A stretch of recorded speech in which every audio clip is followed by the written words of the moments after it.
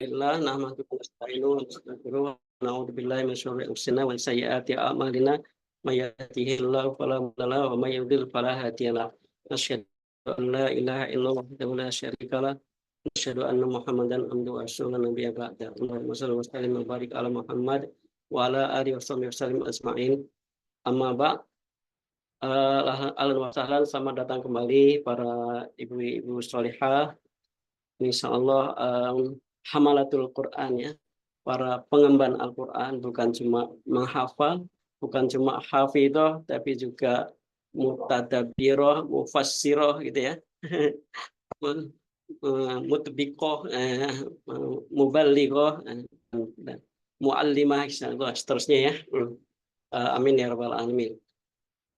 Mungkin di awal pertemuan kita malam hari ini, mari kita sama-sama berdoa yang saya share tadi ya. Sebentar, saya share screen.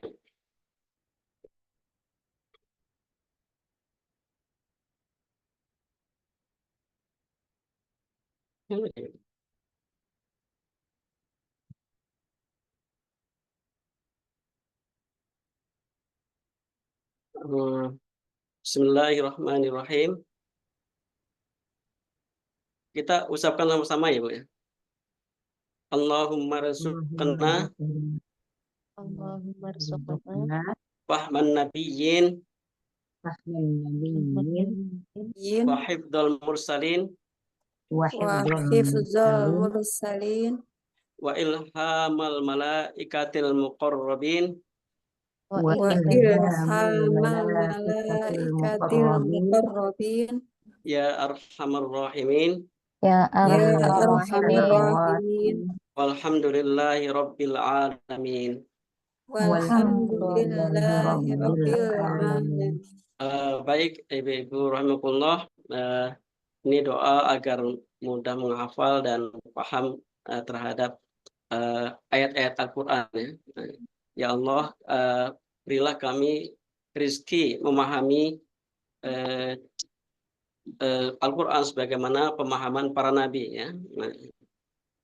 Berilah kami rezeki pemahaman sebagaimana pemahaman para nabi. Baik bidul muslimin, dan berilah rezeki hafalan sebagaimana hafalan para rasul ya. Wa ilhamal malaikah, berilah kami rezeki ilham sebagaimana para malaikat mendapatkan ilham. Malaikat yang dekat, yang didekatkan oleh Allah, yang dekat dengan Allah ya arhamar rahimin walhamdulillahirabbil alamin. Ibu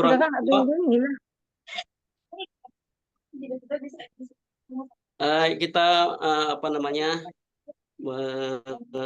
mengulang kembali materi pekan lalu, 5 tips menghafal Al-Quran untuk orang tua ya, katakanlah ya. Pertama, bersyukur atas hidayah ini, atas hidayah kita menghafal gitu ya.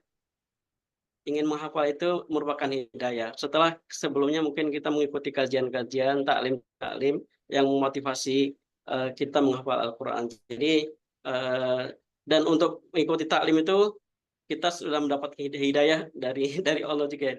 Jadi setelah hidayah thalabul ilmi, kita mendapatkan hidayah menghafal, nanti hidayah tadabbur, nanti hidayah tatbik ya, dan seterusnya. Jadi hidayah itu mengundang hidayah-hidayah yang lainnya. Insya Allah dari hidayah menghafal ini akan mengundang hidayah yang sangat banyak ya. Insya Allah, Masya Allah akan sangat banyak hidayah yang akan didapatkan, lebih banyak dari ketika kita menghafal Al-Quran dan sudah menghafal gitu ya. Hidayah tadabbur misalnya. Orang yang hafal ayat-ayat itu tadabburnya lebih mengena gitu ya. Lebih kenal dengan ayat-ayat itu, jadi lebih tertarik untuk tadabbur ya, karena ayatnya sudah familiar gitu. Dibandingkan dengan ayat yang belum pernah dihafal, belum kenal gitu ya. Kita susah untuk tadabbur gitu ya. Jadi hafal itu mengundang tadabbur insyaallah. Kemudian ya kita syukuri ya, hidayah ini kita syukuri dan bukan kita sesali ya. Ya jangan sampai ada yang menyesal, wah kenapa daftar ya, kenapa ikutan ya, jadi membebani diri gitu. Itu penyesalan dan tidak mensyukuri. Kalau mensyukuri seharusnya tidak begitu. Alhamdulillah saya terjerumus dalam grup menghafal Al-Quran ya, terjerumus positif gitu ya. Karena doa-doa kita terjawab gitu. Jadi doa ihdinas siratal mustaqim, tunjuki kami ke jalan yang lurus itu diantaranya kita diceburkan ke dalam komunitas-komunitas baik gitu ya. Jadi itu hidayah Allah. Siratal mustaqim itu berupa kita diberikan grup-grup teman-teman yang baik yang bisa saling tawasau bil haq, tawasau bis sabr. Kemudian membuang persepsi buruk penghafal Al-Quran ya. Insya Allah kita buang jauh-jauh. Kita semua bisa, meskipun tidak harus sama. Kita jangan menggunakan standar orang lain ya untuk menghafal. Wah, dia sudah banyak hafalannya ya, di grup ini sudah ada yang tinggal surat Yasin loh. Kita jangan insecure ya, jangan down dengan capaian orang lain. Ya, kita harus terpacu, termotivasi. Di sinilah ranah musabaqah bil khairat, fastabiqul khairat gitu ya. Jangan down kemudian menjadi kita frustasi dan kemudian futur, jangan sampai seperti itu ya. Justru ini motivasi. Jadi kita jangan berlomba dengan orang lain, berlomba saja dengan diri sendiri yang tadinya tidak mau menghafal, sekarang mau menghafal, itu sudah prestasi tersendiri. Apalagi kemudian dapat surat Al-Mulk, apalagi kemudian dapat surat Al-Waqiah. Wah, subhanallah, itu pecah telur istilahnya ya. Begitu kita menghafal 5 surat ini pecah telur buat kita untuk optimis bisa menghafal surat-surat yang lain insya Allah. Itu yang saya rasakan ketika menghafal juz demi juz, itu pecah telur ya. Kalau ini bisa, kenapa ya juz lain nggak bisa begitu ya, rasanya akan begitu nanti.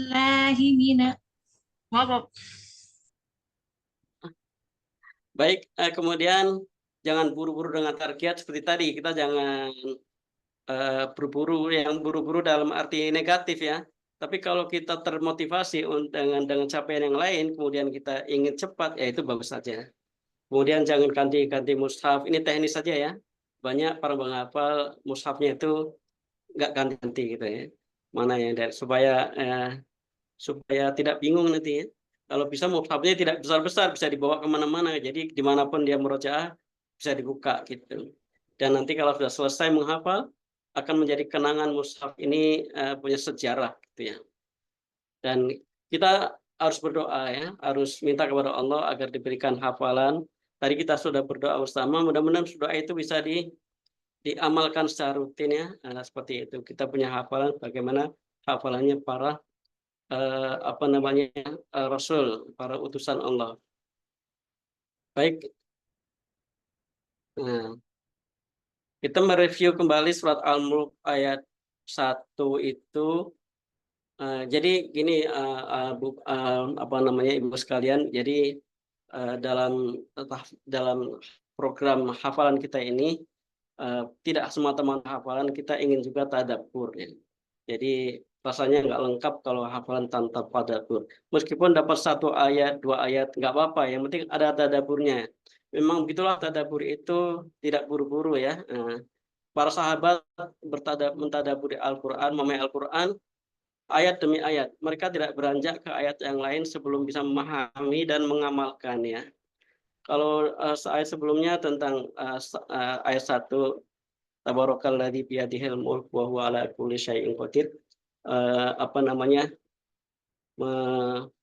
implementasinya adalah kita harus fokus implementasi ridho, syukur, husnudzon, dan tawakal kepada Allah yang seluruh kekuasaannya itu pasti membawa berkah gitu. Tabaraka itu membawa berkah ya, tabarakallah. Kalau kita melihat Allah yang maha berkah gitu.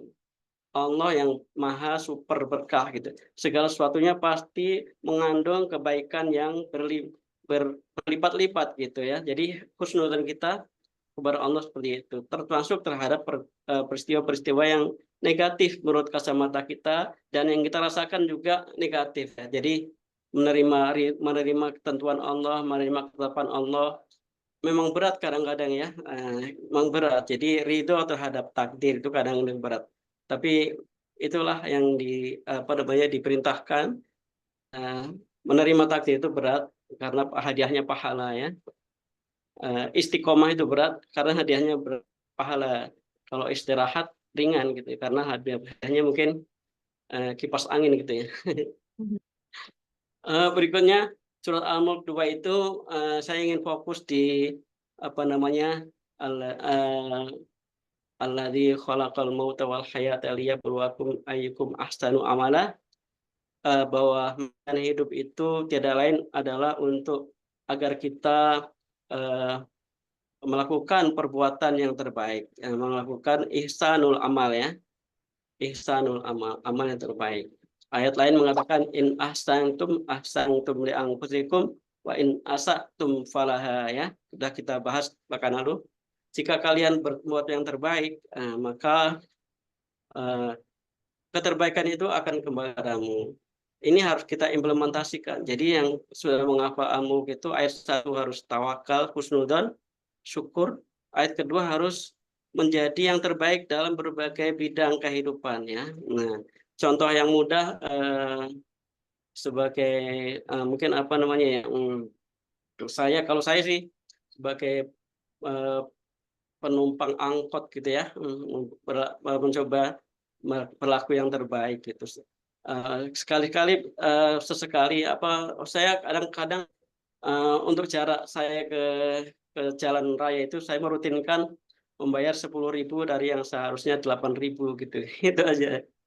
Atau kita naik Grab gitu ya, tarifnya, 20 2 gitu, kita bayar 25, itu berbuat yang terbaik di antaranya itu ya, dan yang lain-lain. Kita sebagai ibu rumah tangga, sebagai karyawan, kalau ada yang bisa kita lakukan dengan lebih baik, kenapa tidak gitu.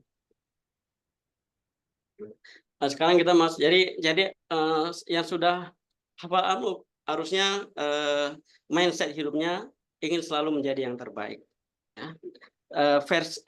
Dalam versi sendiri, tidak harus kemudian mengalahkan orang lain, tapi mengalahkan diri sendiri yang terbaik, lebih daripada yang sebelumnya gitu ya. Kemudian surat Al-Iqtiqa ini baru kita bahas malam ini, insyaallah mudah-mudahan tidak lama. Alladzi khalaqa sab'a samawatin tibaqa ma tara fi khalqir rahmani min tafawut. Farji'il basara hal tara min futur. Yang telah menciptakan, Allah yang telah menciptakan 7 lapis langit. 7 langit berlapis-lapis. Kamu sekali-kali tidak melihat pada ciptaan Allah itu, yang Maha Pemurah itu, fi khalqir rahman ya, khalqir rahman min tafawut, sesuatu yang tidak seimbang, sesuatu yang berantakan, sesuatu yang kacau. Kamu tidak akan mendapatkan itu. Farji'il basara hal tara min futur. Maka lihatlah berulang-ulang ya.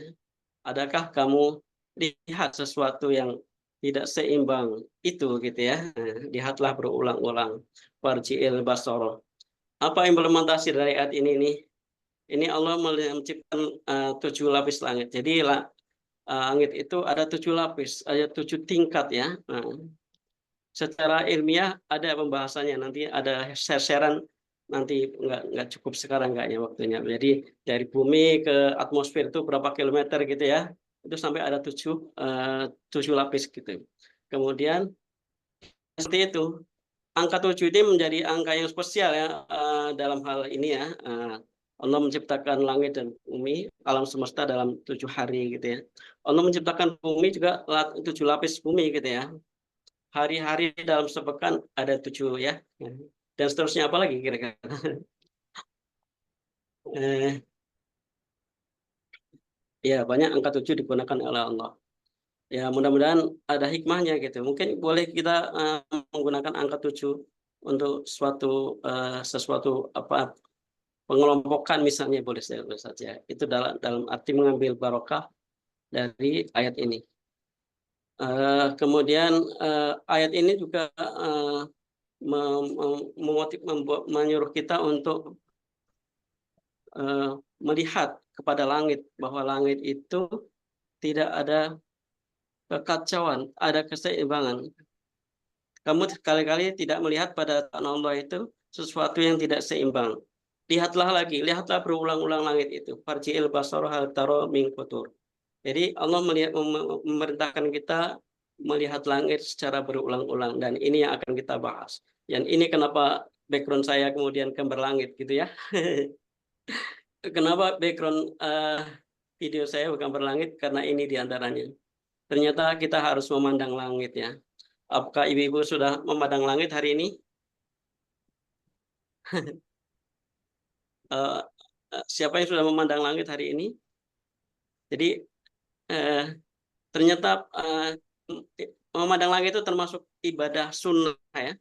Ibadah sunnah itu menurut Syekh Abdul Aziz At-Torifi. Memandang langit itu merupakan ibadah sunnah. Jadi sunnah kita kerjakan karena dengan memandang langit kita melihat keagungan Allah, keindahan ciptaan Allah, kesempurnaan ciptaan Allah, dan seterusnya gitu ya. Itu kalau memandangnya dengan tadabbur ya. Jadi mulai sekarang saya menganjurkan ibu-ibu sering memandang langit ya, sering memandang ke langit. Agendakan memandang langit, terutama pada waktu-waktu yang matahari tidak menyilaukan gitu ya, karena akan banyak manfaat. Atau dalam acara-acara rihlah gitu ya, ada agenda memandang langit gitu. Ada agenda memandang langit. Kita akan merasakan banyak manfaat. Nanti kita akan bahas manfaatnya secara selintas saja. Memandang langit yang terbaik itu ya di tempat yang lapang gitu ya, di lapangan, dan dengan terbaring gitu, dengan terlentang ya. Kalau masih berdiri itu agak kurang ya, bisa sih bisa, cuma kalau terlentang itu akan lebih terasa ya memandangnya dengan tadabbur. Silahkan pandangi langit sepuas-puasnya dan baca surat Al-Mulk ini ya. Mata fi khalqir rahmani man tafawud farji'il basar hal tara min futur. Silakan kalian murojaah surat Al-Mulk sambil terlentang memandang langit ya. Rasakan khasiatnya nanti, mudah-mudahan rasakan khasiatnya. Ini ada manfaat memandang langit. Memandang langit ya. Saya selintas saja. Satu, berbaik sangka kepada Allah.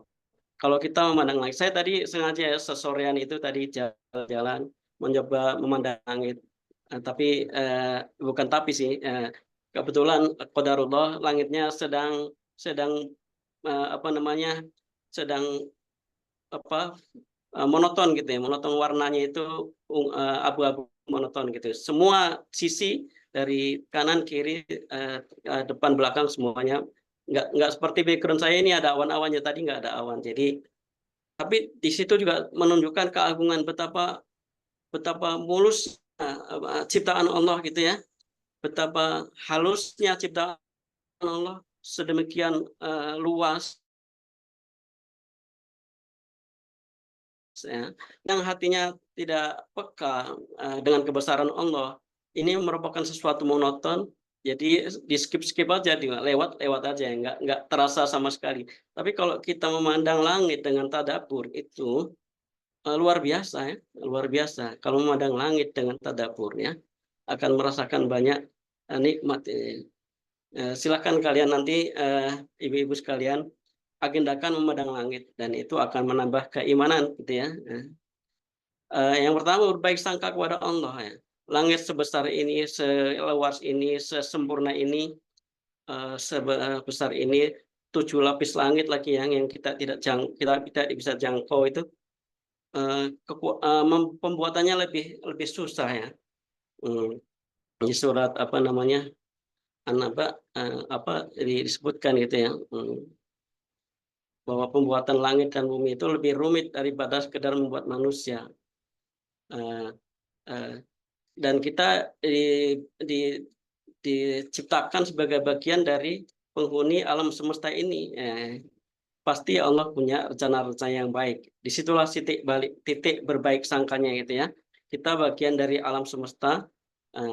Sekiranya kita bisa bersinergi dengan semuanya, kita merupakan Allah akan mempunyai rencana-rencana yang baik.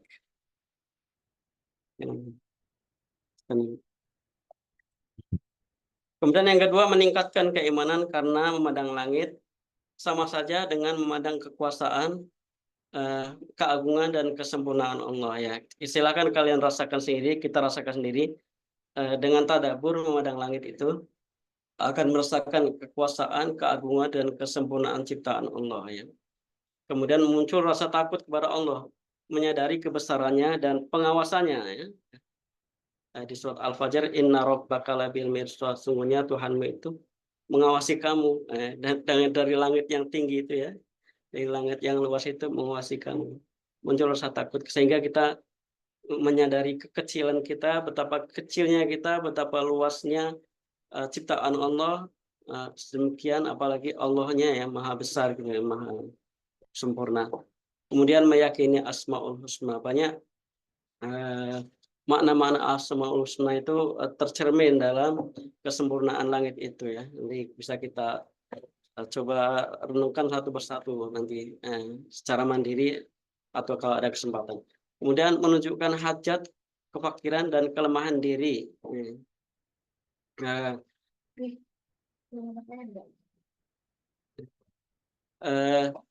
Iya, menunjukkan hajat, kefakiran dan kelemahan diri. Karena kita merasa kecil, maka dan kita ya kita merasa lemah, merasa butuh kepada Allah dan merasa fakir, maka salah satu ungkapannya adalah dalam Al-Quran itu seperti Nabi Musa itu, sebagai perkataan Nabi Musa, Robbi inni lima anzalta ilayya min khairin fakir. Ya Robbi, punya aku terhadap kebaikan yang engkau turunkan itu sangat butuh gitu ya, fakir itu sangat butuh. Robbi inni lima anzalta ilayya min khairin fakir. Kemudian memandang langit itu menumbuhkan sikap tawadhu ya, sikap rendah hati ya, tidak sombong, tidak sombong karena kita merasa sangat kecil ya, bagian dari penghuni planet bumi yang itu planet yang hanya salah satu planet di antara jutaan bahkan miliaran planet gitu ya.